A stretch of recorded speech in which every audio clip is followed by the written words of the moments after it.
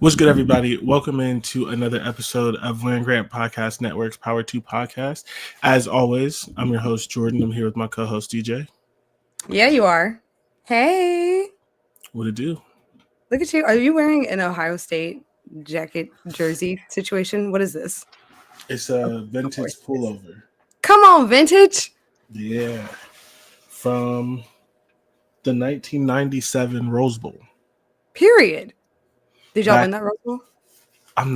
I think so. I can't remember exactly. I'm gonna say yes because of the fact Most that the likely. jacket was made, but I was 2, so and I'm not a football historian. I care about the present. I know like there's some people like no matter when they were born, they go back and like they remember every single thing that's ever happened for their team and can tell you anything. I don't do that. You know, love that for you. We did win though, which is sort of what I expected again with this being made. But yeah, we won 20-17 over Arizona State. Oh, Arizona State. Mm-hmm. They are just casually a part of the moments. I love that for them. And it because they lost, it stopped Arizona State from winning their only national championship ever. Dang. Yeah. Well, anyway, that's a fun factoid for you at the beginning of the show. If you're not watching, Jordan is wearing a very varsity-esque looking polo. That's not a pullover. And it's cute. And it's you know, like I'm glad kind of sort of vintage is coming back, but it's just like you look at the videos and the pictures from like the 80s and 90s specifically, and the sideline gear and the jackets and it was just so much better. Like bring that back. Like Oh my gosh, the so, designs. and I love Nike and everything like that, but like everything is just so like bland now. Yes. Like they couldn't make this, and this is thick. Like I don't need like quality. anything. Yeah, like it's essentially like a light jacket, which is why I had it on because I went out the house because it was 50 degrees, the one which it's been for a while, and all I had on was this. Like this is like a light jacket. It's thick, quality, 97. So this is 28 years old. Looks great. Like, period. You're not making it like this no more. I do love the vintage stuff. I love like the big puffy jacket vibe. Mm-hmm. That's like my favorite thing from the 90s is the big puffy jackets. And the I feel like two-tone color block. Yes, the 2 tones. And now the color blocking, even when they do it, they just don't do it well. It just doesn't hit how the same. How did you lose the ability to color block? Like everything else gets recycled. You lost the ability to color block. Like how did color you block effectively? Because they're color blocking. It's just not giving. I know like that's the thing now is like the neutrals and the simple and the minimalistic and whatever. But I don't know, man. The way we used color in the 90s. Listen. Ugh. Anyway. How are you? I'm all right. I'm good. It was a solid weekend. Period. And now we're going into the week. I got my hair cut so I don't look like a mess anymore. So that's always a boost. I too got my hair done. Get a nice haircut, you know what I'm saying? Although this angle is not the best because as I am officially a month away from 30, I'm slowly but surely starting to lose my corners, which is fine. All right. I'm okay with that because I knew I was going to be somebody's bald-headed father. You know what I'm saying? Bald-headed father. Like, First I of knew I was all, going to be somebody's bald-headed father when that time are came. you going to be someone's father? Not actively, but eventually. Oh, okay.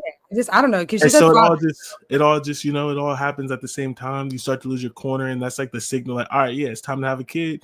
You know what I'm saying? Although in this economy, who knows if that's gonna happen? I might just be bald. Like, in this economy, like I might just be bald and childless. Yeah, it's fine. yeah, you know what I'm saying? Which it's just I'm sorry if you're bald and childless, but that's just not the same. Just Right. Okay. Anyways, further unpacking 1 month away from 30, how do we feel? Do we feel like we're almost 30? I can't wait. Honestly, I too am chomping at the bit. I am halfway to 30 in April, and then I'll be obviously fully at 30 in October. And I'm just like, sometimes I'm like, wow, I'm getting old. And then I realize that 30 is not old. And then I'm like, wow, I'm getting wise.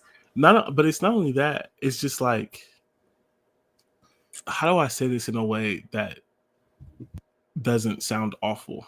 And let's just say, if the 20s were the best years of my life, I don't have much to look forward to. That is That's so how I will say fair. it. I So agree. because I'm choosing not to believe that, I'm looking forward, like, I'm entering my 30s. I have a good job, married, that kind of stuff. My career's on the up, right? Like, I'm in Right, the right, best right, place. right. Nobody I know alive is in the best place they are financially, but even that, I'm better than I had been previously. I would actually have some money if inflation wasn't putting its foot down my throat. Like, Oh my gosh, and these taxes is out of yeah, control. but no, so it's Go just ahead. like, yeah, I'm ready for 30. I think it's got to be better than my 20s. And if it's not, We can stop.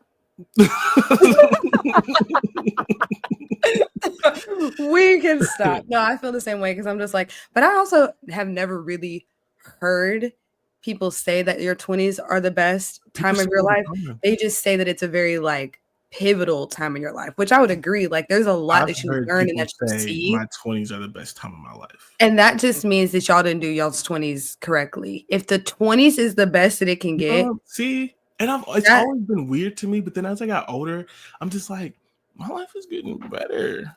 I got it's more getting better as I money. get I older. can do Yeah. things like I can pay to do things.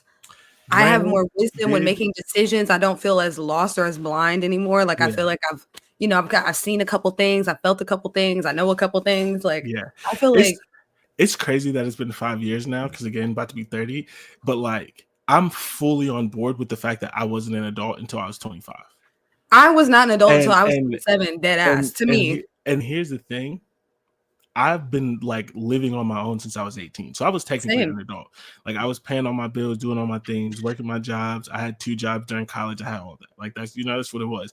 I still wasn't an adult till at least 25, 26. Like, No. looking back, I'm like 23, 24-year-old. I had a master's degree and a full-time job, and I wasn't an adult. So yeah, no, I'm looking for 30. 30 is gonna be good to me.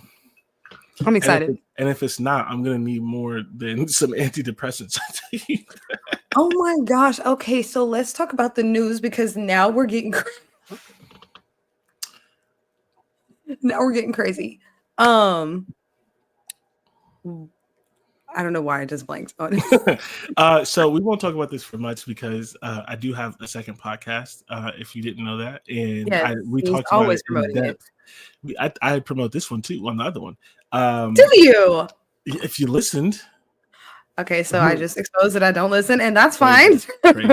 crazy. That's Big fine. Ten SEC meetings. We won't talk about it in depth because we went in on it for a while. But I do, just in case someone doesn't listen to that podcast, like my co-host. I just want Oops. to run down Okay. it briefly and Sorry. then also get your thoughts. So essentially, if you all don't remember or don't know, there is no governance in college football.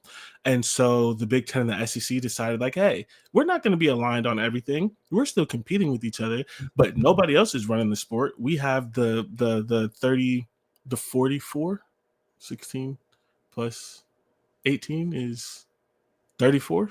I don't know 34. where the 40 came from. The I was like, 34. what number Like, are you saying? we have 34 of the biggest and the best brands in the sport. Also, we're selfish and need to do sort of what's best for us financially. So they started meeting. I think this is the second time that they've met, and they have plans for some other ones just to kind of talk about some shared issues and make sure that they're aligned on things that they can be aligned on. Because again, they're not going to be aligned on everything. It's still in competition. So out of this most recent one, there are a couple of things that came out.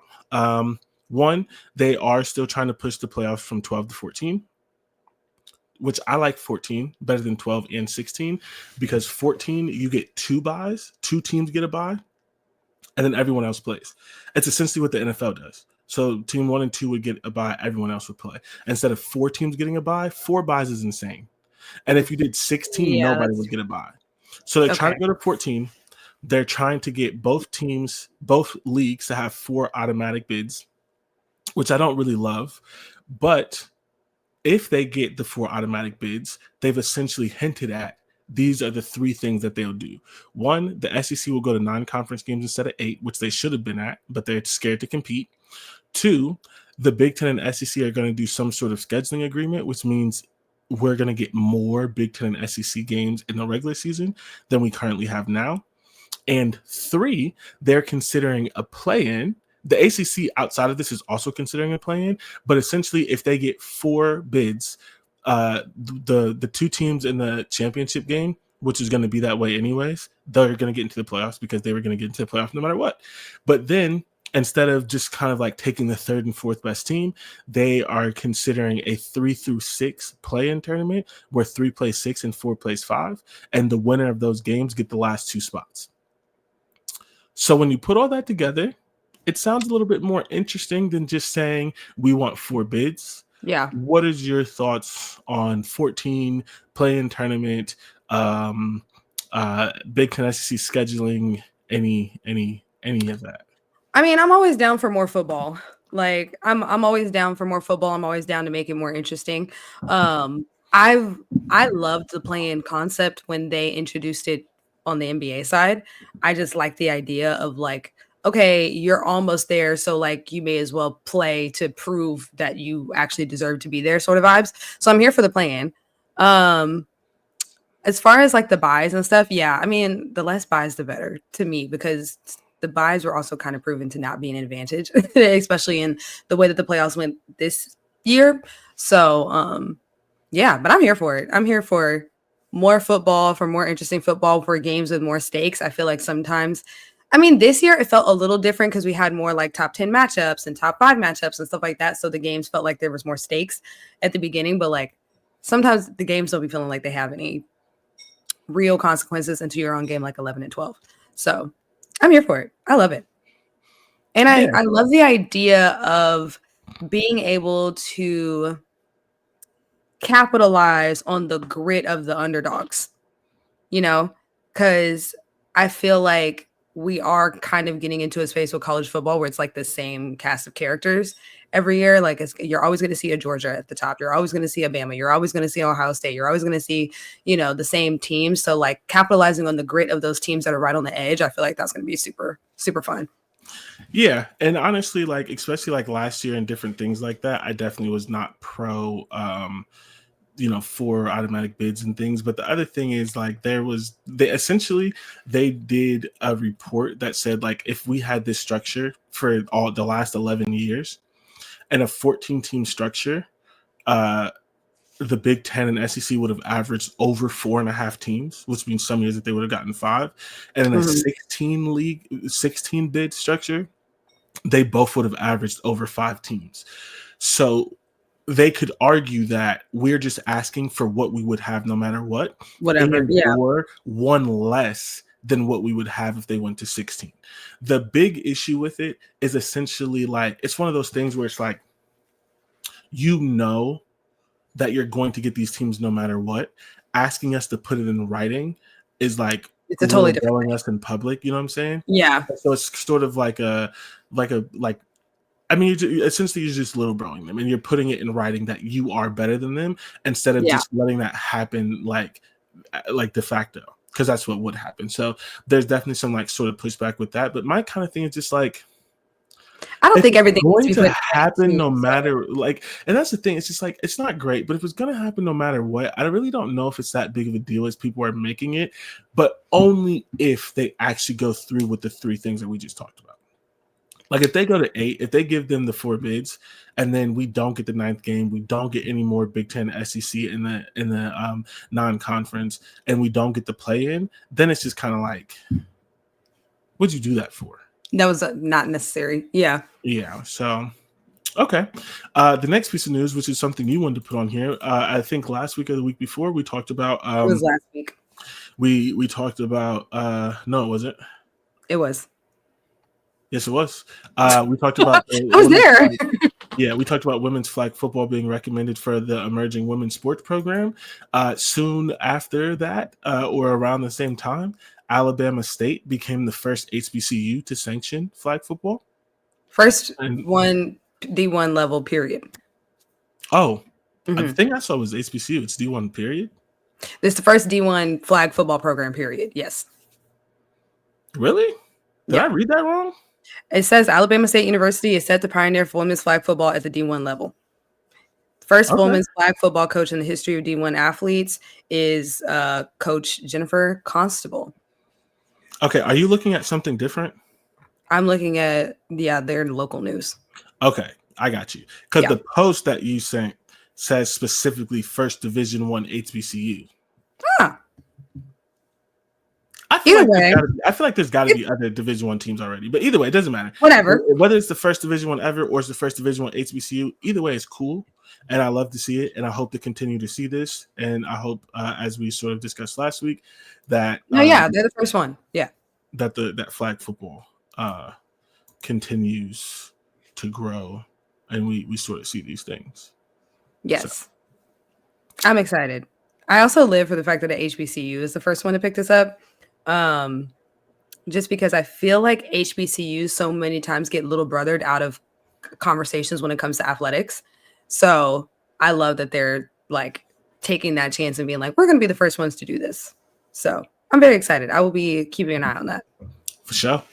All right. So we're going to take a break. And when we get back, we are going to get into the show. We're going to talk about a new development that's going sort of all over college football, and we're going to talk about the NFL Combine. So we shall be right back after the ads.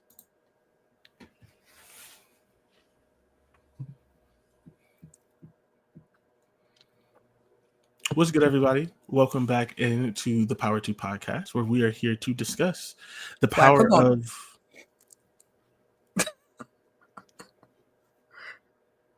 That's crazy. The power of the long pause. See, I love a good long pause. I do. I can't say that everyone loves a good long pause. I can probably say confidently that a lot of people don't, but sometimes I gotta think about my answer. People think that I don't have a filter, and I have to remind them or teach them or learn them, tell them that the thing that I say actually went through, was thought out. Exactly. Same. Like, I had a filter. It may not be as fine as yours, right? Mine may be a Dollar Tree filter. The holes may be a little bit bigger. You may have like a mesh filter, right? You know what I'm saying? But it is a filter nonetheless. Wow. Okay. It may be a colander. You know what I'm saying? It may be a colander. It may not be, but it still exists. So sometimes you need a long pause. Anyways. Wow. Okay. So there's this thing that's been sort of going around that I just thought would be fun to talk about. Because maybe people haven't noticed that they're paying attention, and it's been happening sort of in quiet for a little bit. Like Ohio State sort of had this for a while, but now it's just out there, and you're really, really starting to see it. And this new phenomena is general managers in college football.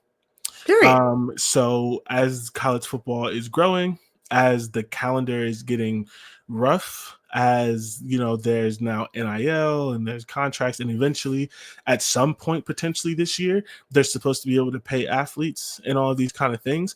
College football finally realized that, hey, your head coach is probably not the best game planner, play caller, recruiter, staff developer, staff recruiter, financial manager, person that talks to the boosters, fundraiser, fundraiser. They finally realize that maybe your head coach can't do all of these things, and so it's becoming more common now. You're starting to see it. Notre Dame had a GM, USC just hired one. I think Wisconsin, maybe Ohio State already had one. But essentially, football programs are hiring general managers to essentially assist the coaches. Specifically with, again, NIL, when the payments come in, recruiting, roster management, things like that, to where essentially, yes, the head coach is still the figurehead and they still make most of the decisions, but ultimately the thing that you want your coach to be the best at is coaching football, right?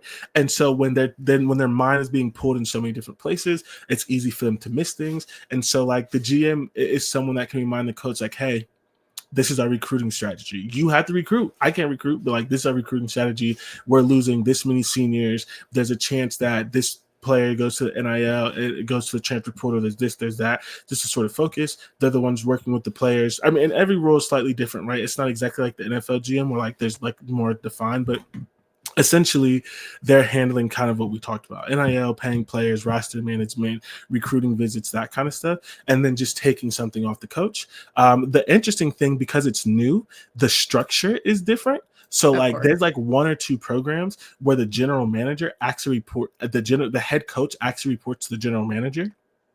That is not going to be common. I don't love that. One of the programs that does it is Stanford, and the GM is Andrew Luck. It's Andrew Luck, yeah. And so like it's Andrew Luck. He's the boss. Andrew Luck is the greatest football player to ever come through Stanford. They don't give a fuck about their coach. And that one I get. It's like, you got Andrew Luck. Right. He's the boss. You know what I'm saying? He's the boss. I don't think you can do that everywhere, but like, it's Andrew Luck, dog. That's a particular that's a particular situation. Yeah. But then I guess the two other common structures is the GM reports to the coach, right? And they're just sort of handling the non-football field side of it. And then the third one is, just everyone, the head coach and the GM, report to the athletic director. So I have thoughts. Number one, is this GM position only in reference to college football? Because the athletic director is the GM of the others of the rest, right? But if you have other revenue generating sports besides football, like at LSU, for instance, like you're going to need a GM for the other revenue generating sports too, like, or something like that. Like, it's interesting. You know what I'm saying? Sort of, but there's we talk about this all the time. There's like 134 or so FBS programs, right? And I would say 12-ish have a GM. So, right, because not all of them are going to need one. Yeah, so it's just not even common in the football level to where like in 5 or 10 years, right? You may see it in men's and women's basketball or something like that, but it's so uncommon even in football right now because it's so new that like I can't. If half of the school, like I don't know if LSU has a GM yet, right? Like, and you mentioned them with other sports. They have a whole. So, like, they actually have a whole division that manages NIL. Like they're a little bit different too. That's a lot of schools do have that because it's in their compliance department. But this is sort of like that still manages NIL for everyone, but like football is still sort of unique in that. And so like in 5 or 10 years, I could definitely see there being a little bit more of that, but this is brand new. And so it's starting with football. They're the ones that have the money, and honestly, they are the ones still with the most pressing concerns, because even if you're dealing NIL, dealing with it with 14 people is different than 105. Because that's 100%. That's where that like starting, I believe it's this year, the roster limit for college football is 105, and all of them have to be on scholarship, where previously it was 85 scholarships, and then you could have as many walk-ons as you wanted. Now it's 105 hard cap, but all of them are on scholarship. So essentially the majority of them are going to, even if it's just basic, bare minimum, all of them are going to want an ideal of sorts. You have to deal with your Jeremiah Smith, your Shedeur Sanders, your first round pick type players, that sort of stuff. So I mean, who knows? We don't know where it's going to be in 5-10 years, but as of now, I mean, there's maybe 10 or 12 teams that have. And it's your Ohio State. I mean, Stanford's interesting because most schools at that level don't have one yet, but it's your Ohio State, it's your Notre Dame, it's your, like I said, I think Wisconsin Ole Miss has one. Wouldn't surprise me. Yeah. Their collective does. Yeah. So, I just thought that was it's an interesting thing that specifically this offseason, I've seen more and more schools specifically hire a GM. A couple of teams, I think Notre Dame being one of them, hired someone from the NFL.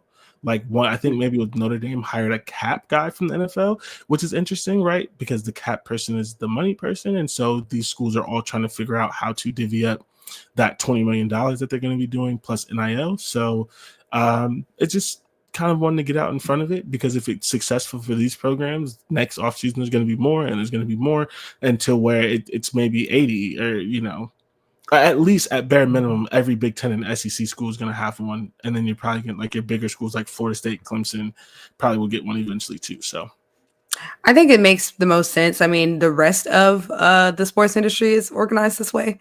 So it makes sense. Like when I worked at Learfield, which is a marketing company that works with over 200, maybe even 300 now, colleges and universities on many, many different things, ticket solutions, sponsorships, all that other stuff. Look them up. Anyways, the point is the way that they're structured is like at each university, they have a general manager of just like business development where like their sole job is just to make sure that all of the deals that they have for sponsorship, like actually gets closed and managed. So this is like, and this is a very like granular thing, but like that's a lot of people's jobs is to just manage the money. So I think that makes the most sense for college football to have their own like GM.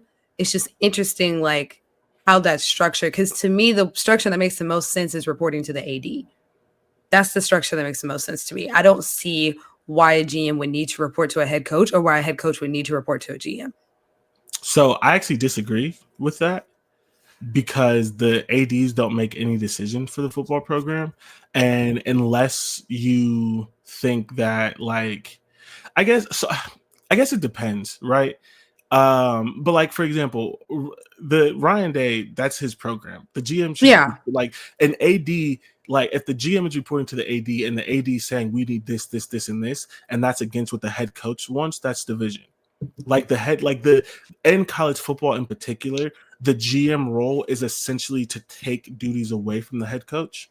They're not taking duties away from the athletic director.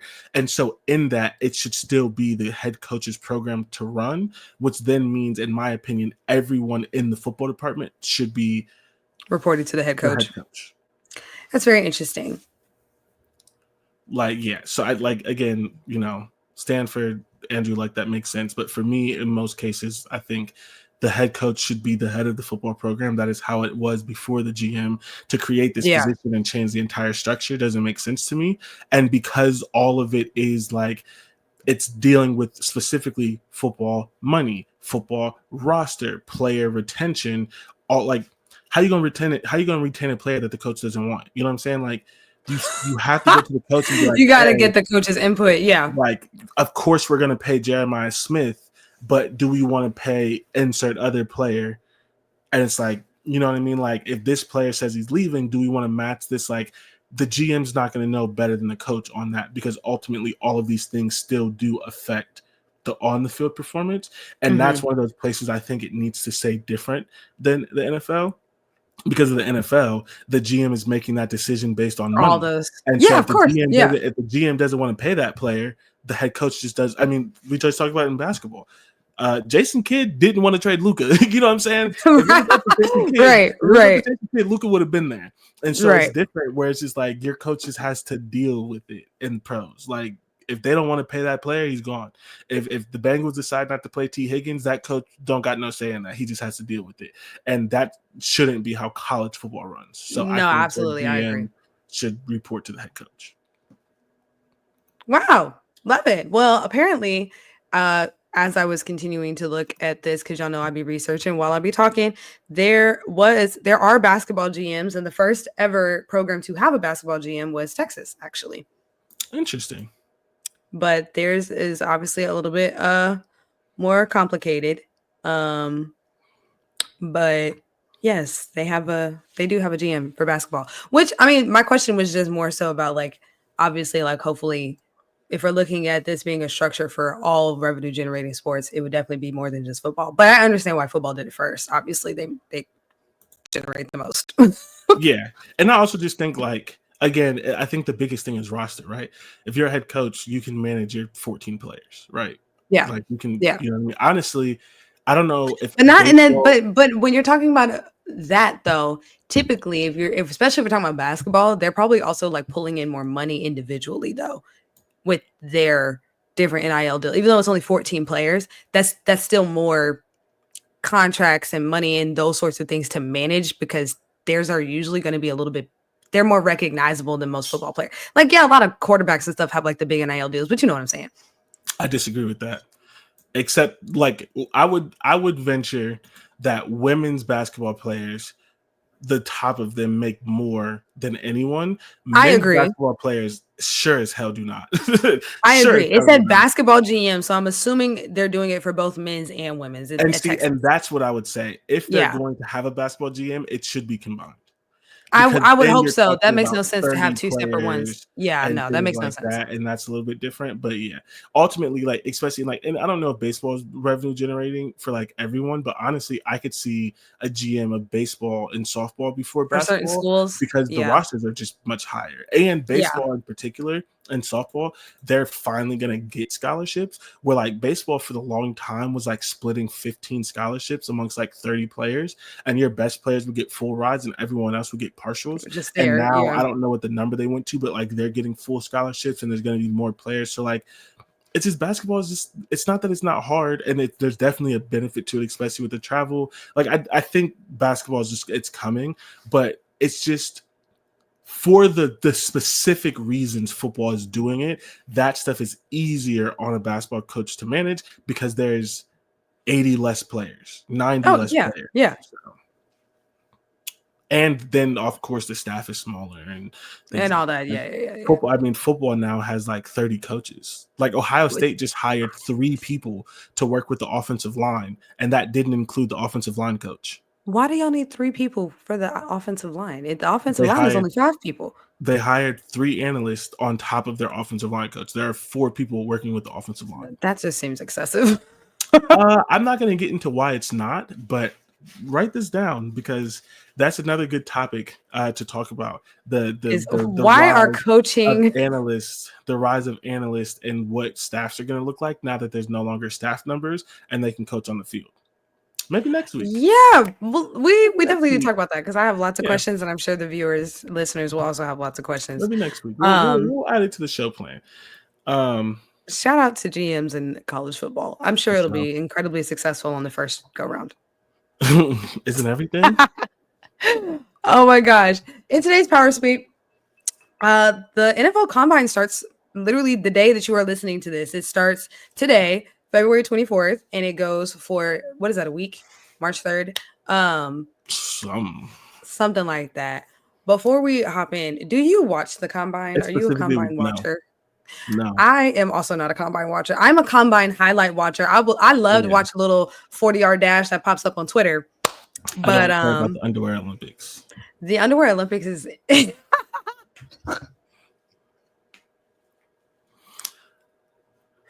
I actually can't. Anyway,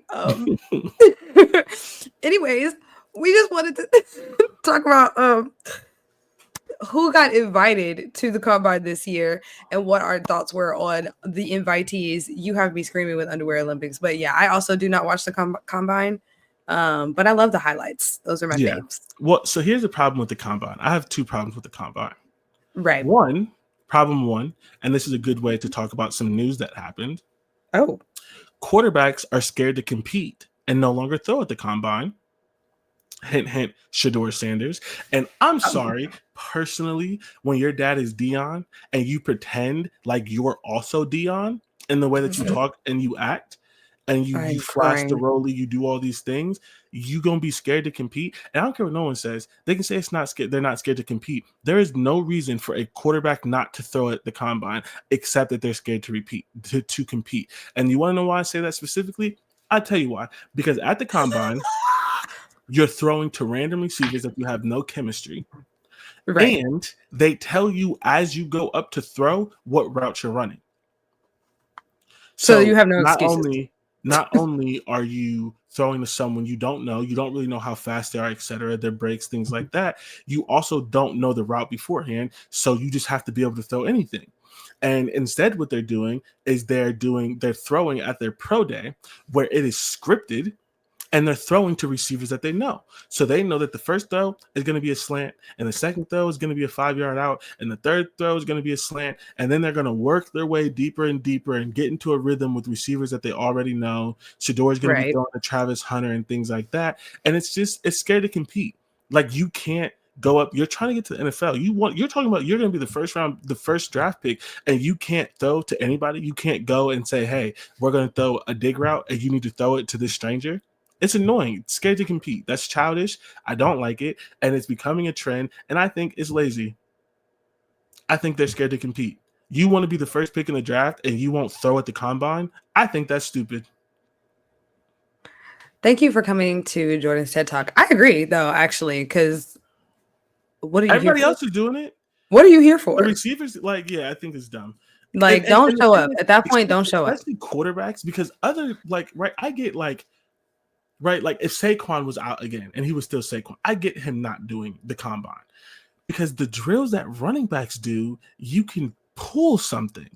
Yeah. You're just throwing. Okay, fine. Don't do the 40-yard dash where you can injure yourself. Totally fine. You can't throw. Fuck out of here. Which is what you are meant to do. Get out of here. The second reason that I don't like the combine is because I think there are very few drills at the combine that mean anything.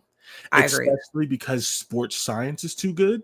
So when you give anybody a month to prepare and all they're doing is running the 40, doing 225, all of these other kind of things, they excel at these drills, and then it doesn't translate to the field, which is why I like that Marvin Harrison Jr., again, a wide receiver who knew he was going to be a top 10 pick and didn't want to get injured. He said, I'm not doing the combine. He forwent it, because the things that wide receivers do at the combine aren't related. I'm going to go practice to play in the NFL, and I'm not going to waste a month of my development on the combine, trying to be the fastest person to run the 40.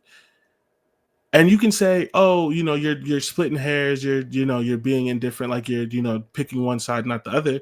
But I think that's different. One is doing it to, like, I want to be the best NFL player. If I take a month out of my training program to practice the 40 and 225, which doesn't matter for actual field, I'm losing development. My dad's a Pro Football Hall of Famer. I want to be NFL ready immediately. And I think more people should do that, because the combine is stupid. But to go to the combine and to do other things and just not throw because you're scared to compete, that's insane. That's craziness. I mean, I agree with you. I see both sides to it too. I don't know. The combine, I feel like more and more is becoming more like of a glamour pageant sort of vibe. And so it's just kind of like underwear. Yeah. So it's just kind of like what purpose is it serving, like, at this point?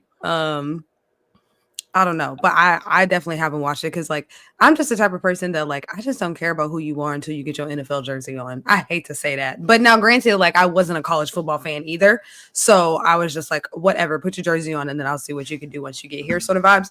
Whereas now, like, obviously I know who most of these guys are, but I still don't know if I would sit there and watch them run the 40 and throw the football at nets.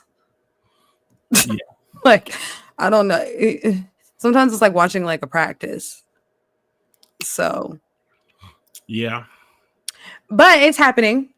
It is. We're totally selling it to you guys right now. It's happening. At this point, either you watch it or you don't. We're not. You either do or don't. Yeah, it's very like you either watch the draft or you don't watch the draft. Like, there's just certain people who just are into it and who are not. I'm telling you right now, I'm not watching that damn draft. I will watch part of it, but I will watch.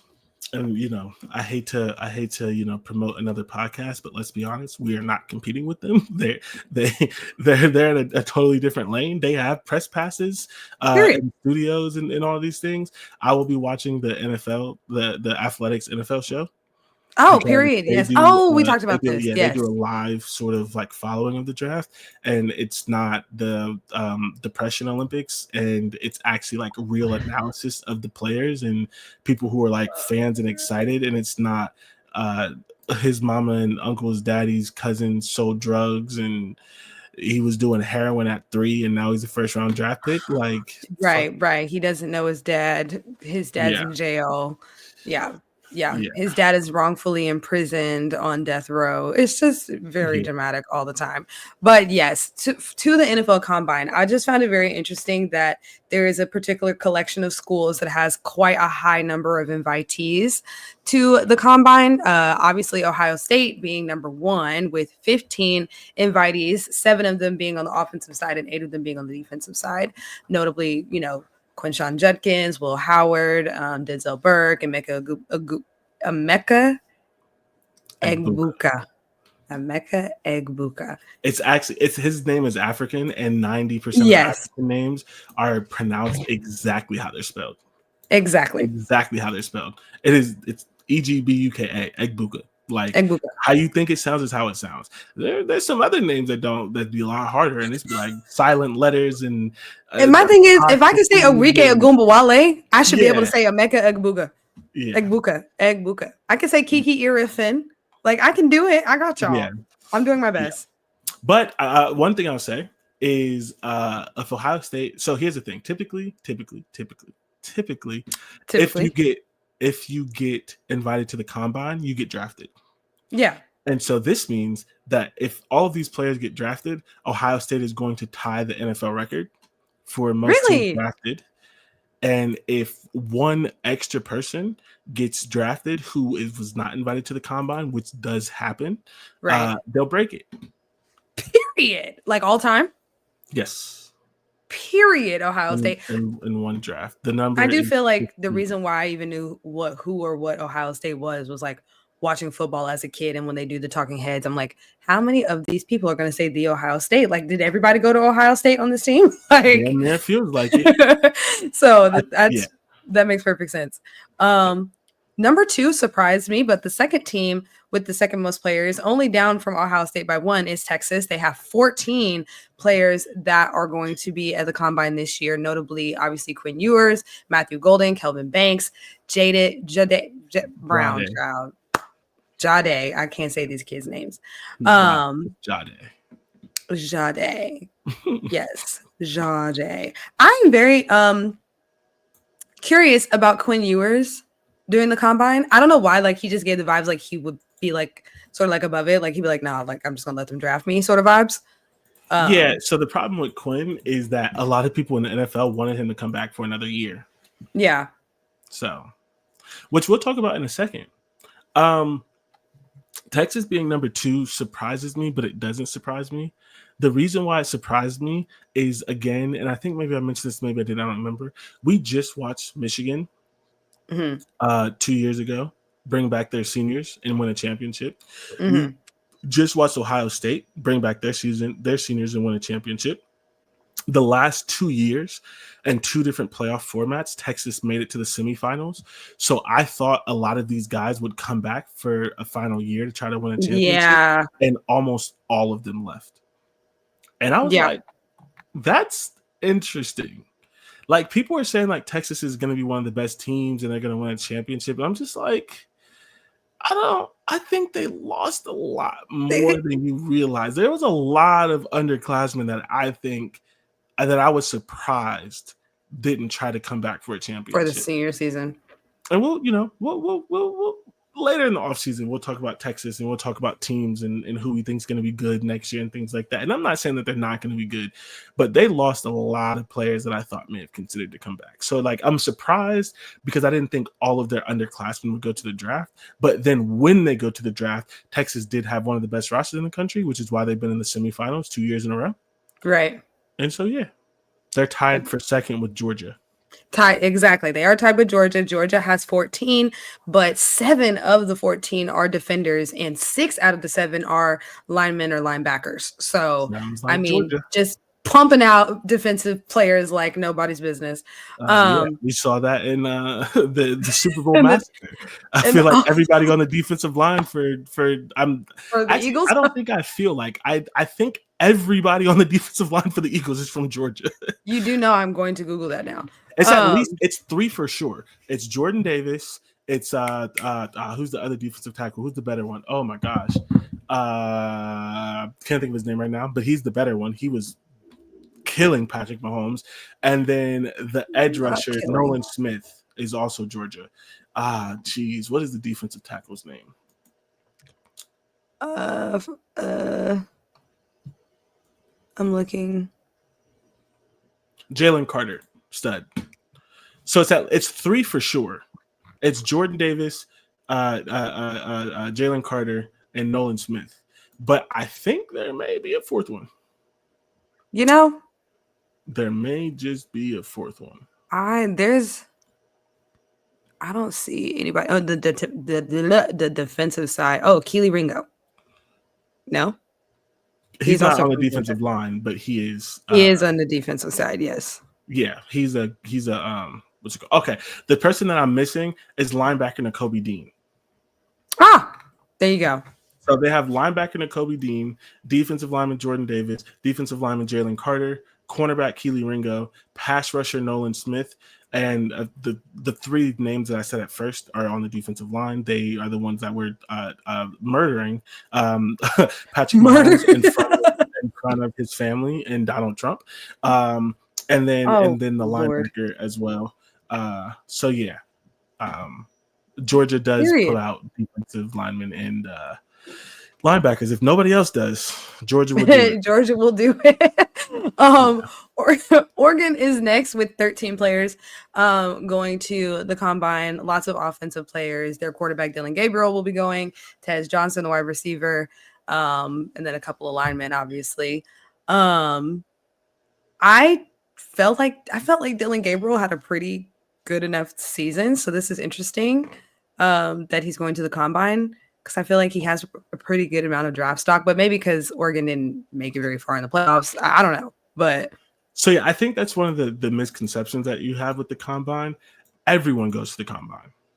That's so interesting because it's like, but if you're gonna go and barely do stuff, which I know is not everybody's story, but like, which that's the problem. But they still go.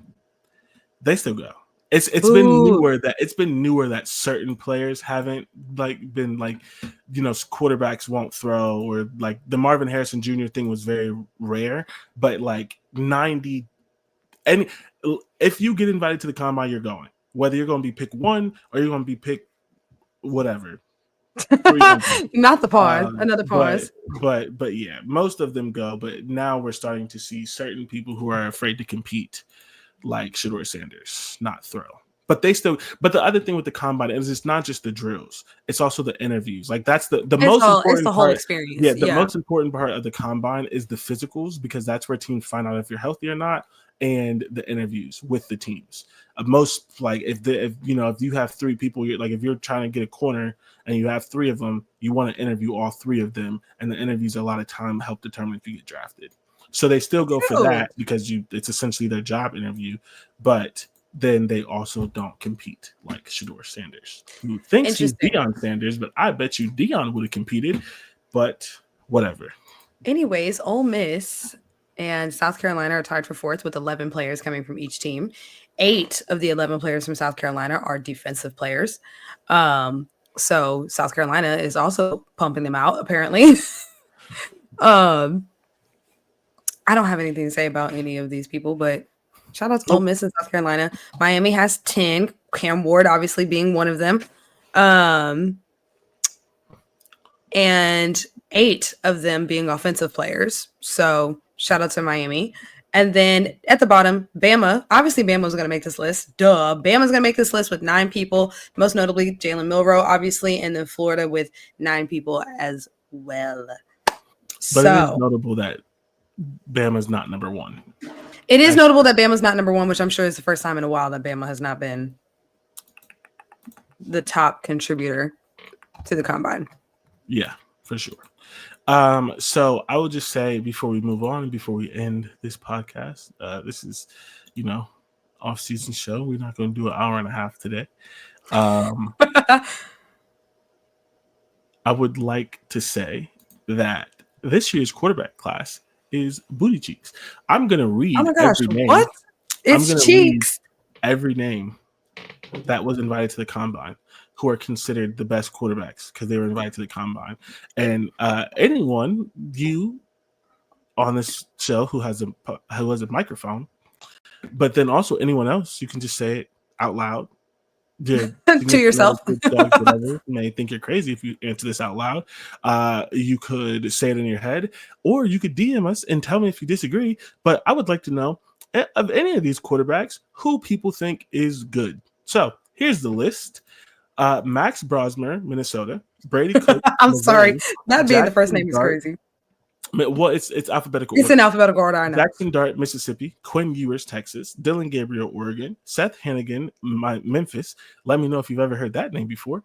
Will Howard, Ohio State. Riley Leonard, who can't throw the ball, Notre Dame. Kyle McCord, who can't throw the ball without throwing it to the other team, Syracuse. Right. Graham Mertz, who has been injured for like 3 straight years, from Florida. Jalen Milroe, who I don't care what anybody says, is not a quarterback. That's a running back. from Alabama, Curtis Rourke from Indiana, Shedeur Sanders from Colorado, Tyler Shuck, and yes, his name is Shuck. Are you looking at this list? I am. Okay, because remember when we were talking about African names are pronounced how they're spelled? Yeah, this is. Tell me how that's Shuck. That's his name. That's Shuck. I can tell you so, but it's Shuck. There's no K or C, but it's Shuck. And then people can pronounce that, but they can't pronounce my first name. That's crazy. And then Cam Ward from Miami. Straight cheeks. Surely that's not the best we have to offer. That is the best we have to offer. And some of them are going to get drafted in the first round. This quarterback class sucks. It's awful. I know. I will say. Go ahead. There are some who have like a little bit of promise. Booty cheeks. Like the whole pot is booty cheeks. It's a whole pot of ass. But it's there's some sparkly bits in there. That sounds disgusting. Yeah, the thing that I was about to say, I was like, you know what? I'm not gonna say that on the podcast. I'm gonna just tell you afterwards. Oh my god, that's crazy. Now that I'm looking at this full list, though, shout out to Brashard Smith from SMU for getting invited as one of the running backs. Love that for him.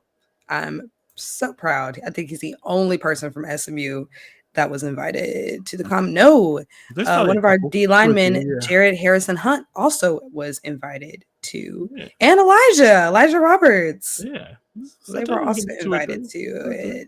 Look at us, all up and through the combine. Also, a Mustang did become a Super Bowl winner. He is I don't know what he is, a tight end, something for the Eagles. Love it. Who? Anyways. Oh my gosh, you're asking me to know these people's names. I don't know these people's names. Mind. I don't know. I just started watching college football this year. Like, yeah, but you okay? What do you want from me? you said it like you would like. When you said it, I thought you would know his name. Well, yeah, like we celebrated it. We were like, oh my gosh, shout out to this person from SMU, and I was like, wow, that's great. And then I didn't. I don't heard you. All right. Well, as we wrap up this Grant Calcaterra. Yeah, he's a tight end, number 81. He's on the team. He's 3 years into his career. Anyway, as we wrap the show with our 2-minute warning, our chance to talk about anything that is not college football related and under 2 minutes. And this is our 2-minute warning. This is not our 2-minute drill. So this is not the longest 2 minutes. This is an actual 2 minutes. This is an actual 2 minutes. Do you want to go first? Or you want me to go? Sure. I don't care. I always say mine is short and it don't be short, but this one's actually short. So I have been on a sports documentary tear. I have been watching all of the sports documentaries. So this week, the sports documentary that I highly, highly recommend is called The Inside Story. If you are a fan of basketball, such as myself, you have probably heard of a TV show called Inside the NBA. It is a show that features Ernie Johnson, Kenny Smith, Charles Barkley, and Shaquille O'Neal. It is one of the most iconic television shows, period. But especially when you're talking about sports, they just celebrated 30 years of their existence, and they did a documentary about the show and how the show came about. It's 4 episodes. It's really, really good. You can watch it in like a weekend. But if you're interested in like that show and how it was developed and everybody who was involved and all the hosts and stuff, it was a really good documentary. And it's on Max. We'd love to see it. Apparently Max has all the good sports documentaries. So I'll just be working my way through those. I am watching the next documentary that I'll be watching is the one about the Lakers. It's called The Winning Spirit or something like that, but it's on Max as well. And that one will be my next one. Okay. Well, that's funny. We are on a similar train of things to watch.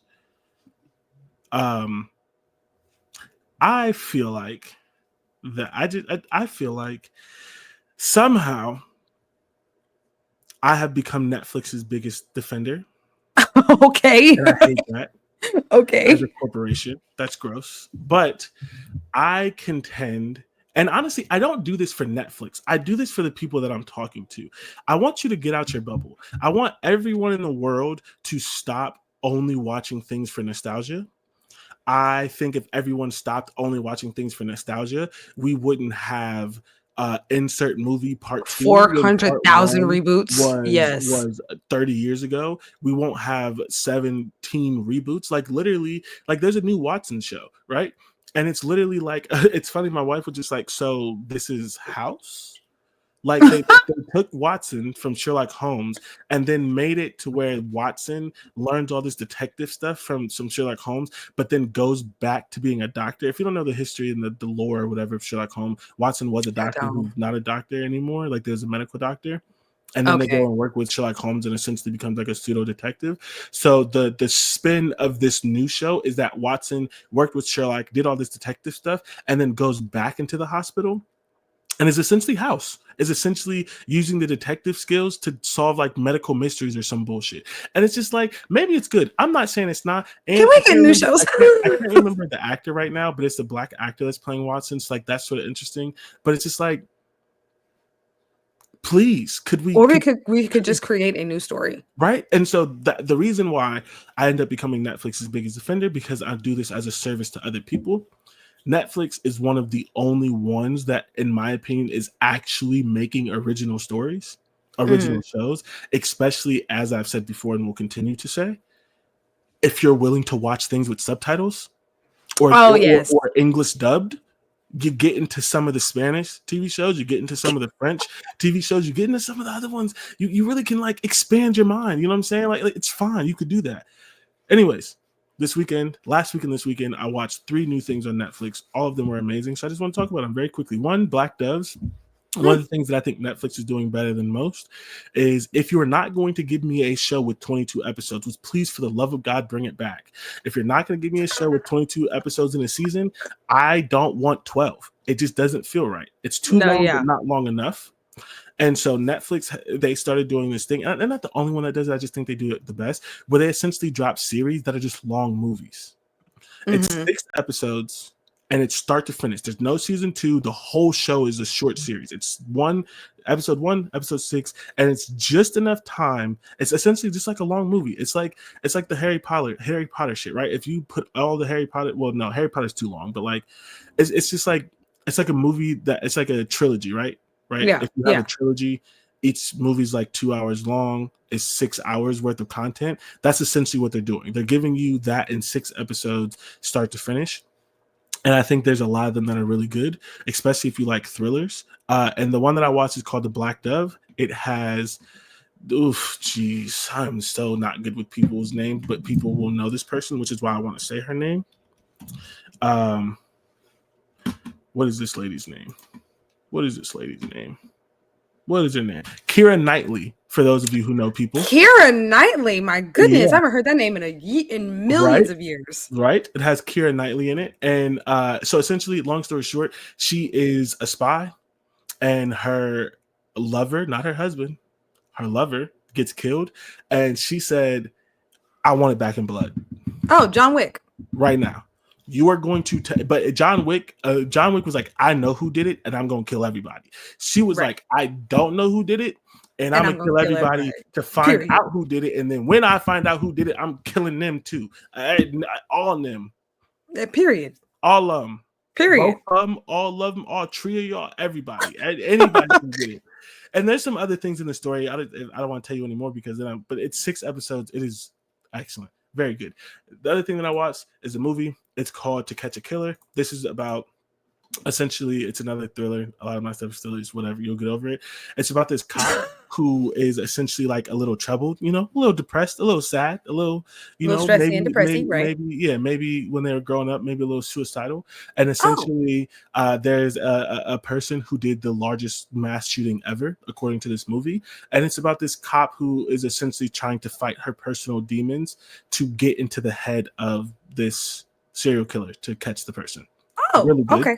And then the last one that I watched is a movie with one of the Sprouse twins. I'm not going to tell you which one. You can guess. Dylan. There you go. Yeah. That one. And I want it's good. If you like action, it's good. Essentially, he's a former army person, and him and his sister get stuck on this bridge where these people are trying to kill people on live TV. Oh, great. He said, not my little sister. Oh, phone them grave, not my little sister. I'm killing everybody. I'm killing everybody to get my little sister off this bridge. That is the entire plot. That is the plot. And it's hilarious because the whole movie happens on a bridge. That's it. The whole movie's on a bridge, and it's literally him just like, I don't know about y'all, but my little sister's going home. Period. Okay. But I also thought it was funny because him and his brother don't act that much, because why would you act when you made multiple millions of dollars? They act a lot, actually. 12? They act quite a bit for given what they're iconic for. Dylan has been in several movies, and Cole obviously was on Riverdale for 7 years. I've never heard of that show. So Cole was on Riverdale for 7 years. He played Jughead. If you guys coming back to the reboot conversation, Riverdale is a show that is based on the comics, Archie, on the Archie comics, the iconic comics from the 60s, 70s, 80s, whenever they came out. Jughead is an iconic character from those comics. And Archie? So, yes, Cole plays Jughead. Archie or Archer? Archie. Like Archie comics, like the redhead kid. Nope, don't know what that is. All right. Oh my God. Anyways, yes, they do be acting is the point. Okay. But Dylan does more of like the thriller, indie sort of like vibe movies. Yeah. Either way, Dylan was like, if Jason Statham can do it, if Keanu Reeves can do it, if Tom Cruise can do it, I can do it. Therefore, so can I. Period. It was a good movie. It was, that one, not life-changing, but name an action movie that's life-changing. But obviously. But for his sister, get it back in blood. That's the theme. Get it back in blood. So it seems like you would like to get some things back in blood this week, Jordan. I don't need to get nothing back in blood currently. Okay, awesome. If I need to, you know what I'm saying? You gotta do what you gotta do. I'm licensed. Anyways. Oh my God, we don't suggest that to anyone. Please don't do that. We're not endorsing getting anything back in blood. I didn't. I'm endorsing you sitting on your couch and pressing play on Netflix and watching other people get it back in blood. This is media. This is entertainment. You don't gotta do it. Watch them do it. All right. Thank y'all so much for listening to Power 2 Podcast, because Jordan is losing it. I don't think I'm losing it at all. I'm just saying that they're good shows. And it just happened that this week in particular, the show and the 2 movies that I watched was literally like Get It Back in Blood week. It is. All right. We'll catch you later. We'll catch you next week. If you watch the Combine, have fun. If you don't, there's 3 things, four things for you to watch this week until we're back to entertain you next week. We'll see you next week. Thanks for listening.